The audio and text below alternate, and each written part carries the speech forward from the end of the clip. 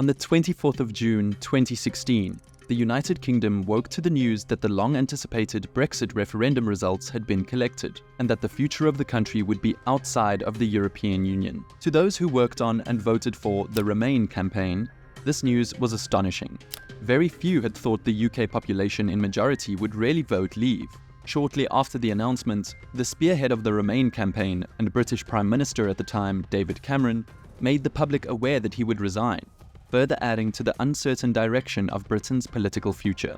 But you see, what's amazing in this story was that the mood in the Leave camp was also one of uncertainty. Besides their ringleader in Nigel Farage, very few had actually thought the UK would end up actually voting to leave. So after the initial celebration of victory, there was a real uncertainty of what really was next amongst the Leave campaign. They hadn't really prepared for this, and it showed. Following the referendum, a 3.5-year process started, in which the UK desperately sought a favourable deal for its withdrawal from the Union. It took 2 prime ministers, numerous rejected withdrawal proposals, and 2 deadline extensions. But finally, by the eventual deadline of January 31st, 2020, Parliament and Brussels had agreed terms in what was dubbed a favourable deal for the UK, and the UK officially left the Union. Britain finally had its Brexit, and by its own rhetoric, had gained its freedom and was ready to put the great back in Great Britain. But for those who voted Leave, this hasn't quite been the economic or social fairy tale that they were sold by those fueling the Brexit campaign. And for those who voted Remain, the entire Brexit process is seen as a bit embarrassing. Over 3.5 years on from the withdrawal, pretty much everyone is unhappy with Brexit. Just look at this graph from British opinion pollsters YouGov. It shows the trends in attitudes towards the UK's relationship with the EU. You can see that in February 2020, on average, around 43% of those polled thought the UK should stay out of the EU, while around 41% thought the UK should rejoin the Union. Fast forward to August of this year, and you can see that these figures are profoundly different. The percentage of those wanting to stay has dropped to around 34%, whilst the percentage wishing to rejoin has increased to around 48%. And alongside this, the UK has very recently re-entered into the EU's Horizon research programme, presenting a potential warming of relations between Westminster and Brussels. But could Brexit ever be reversed? Could those opinion polls ever sway so much that a reverse referendum on EU membership becomes likely? And what would be expected of the UK should they ever try to re-enter the Union? Well, it is possible for the UK to officially apply to rejoin the EU. However, they would not be given any special treatment for being a previous member. The UK would have to go through the 2-stage application process, which is currently being carried out by numerous prospective members across the European continent. But fundamentally, the EU does not rule against any state rejoining the Union once they've left, leaving the option on the table for Westminster. But you see, the question here really is, just because they can rejoin, will it actually ever happen? For this to be completely answered, there are 3 factors which must be examined. And at the same time, they also explain why, despite the UK population being unhappy with Brexit, they may just stick with it. The first of these 3 influential factors is the role that would have to be played by the UK population. You see, the chances of the UK ever rejoining the EU would be minimal if the UK population doesn't show the desire to do so. Now, as we've already seen, recent trends seem to suggest that desire amongst British citizens to rejoin the Union is increasing. But this alone wouldn't be enough to kickstart the necessary processes for the UK to launch its application. What would actually be needed is public protest and campaign, outlining explicit desire to re-enter the EU, protest which would be unavoidable by both the media and political parties. And that brings me on to the second of 3 influential factors: political parties. These are incredibly important, as they are the ones who would actually have the official power to launch the campaign for a reverse referendum and eventually have it passed through Parliament. This party would have to be one which is either currently in power or has the ability to win a general election. In the case of the UK's current political landscape, this power is only held by the currently ruling Conservative Party and their main political challenger, the Labour Party. And currently, as it stands, the leadership of both these parties have stated that going back on Brexit is not an option.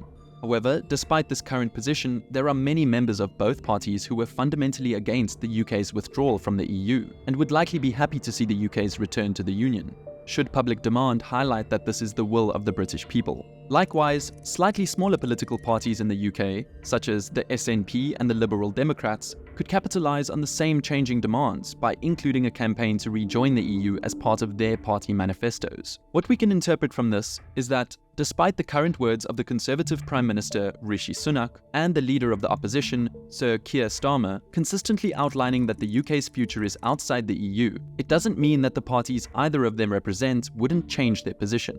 Many UK members of Parliament had to change their own positions on Brexit to stay in office, so a reversal of this wouldn't be a surprise. And so, political parties don't seem to be a great obstacle to the UK potentially ever rejoining the EU. But if political parties aren't, then what exactly is? Well, you see, here is where the third factor which would impact a potential UK application to rejoin the Union would come in, and that is the EU itself. Now, it's important to remember that just because the UK can apply to rejoin the EU doesn't mean that their application would necessarily be approved. Its rejection would be highly unlikely, but there are many within the EU community who feel that the UK shouldn't be simply allowed to leave and re-enter the Union whenever it seemingly wants to. This is a position which would actually be of concern to even those who would happily see the rejoining of the UK to the EU. And this is critical, as what it would mean for Westminster is that on this occasion of joining the Union, it would likely not have the option to opt out of certain components of EU membership as it previously did. And the potential implications of this would be exceptionally significant. You see, previously, the UK joined the EU and then subsequently exempted itself from both the Schengen area, which is an area of the EU where continuous border control-free travel is allowed, as well as even more critically exempting itself from having to join the Eurozone, which is now a prerequisite of any state wishing to join the Union. But now, should the UK launch an application to rejoin the EU, they would be forced to agree to both being included in the Schengen area and the Eurozone. And this is influential, as it not only reverses Brexit, but actually goes even further back the other way. See, the main reasons given for the Brexit movement in the first place were focused on increased UK autonomy and independence, especially when it came to borders and economics. Now, many in the UK have realised that the government has not delivered on these points. There has been no significant tail-off in immigration figures, and the UK economy is performing far worse than pre-Brexit levels. In practice, Brexit hasn't worked for the UK or its population, even those who voted leave. But the point must be emphasised that the decision could not be simply reversed to the position that Britain was within the EU prior to Brexit. It would be forced to be even more committed than it was before, and really buy into the Union and its campaign. But would voters in the UK be happy with this? Having to rejoin the Schengen area would completely erode the idea that the UK would ever have full control over its own borders, whilst having to sacrifice its own currency in favour of the euro would also be a significant devolution of its economic sovereignty beyond any previous point in the UK's existence. And what would the UK get in return? Well, pretty much just what they had before. They would once again be part of the EU's customs union, which would allow for free trade between itself and the other members of the EU.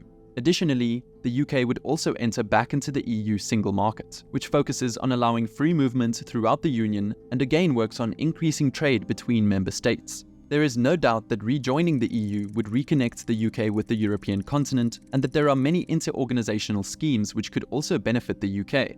But ultimately, for the UK giving more of its autonomy to the EU, it wouldn't get anything more in return, resulting in a net loss for its sovereignty.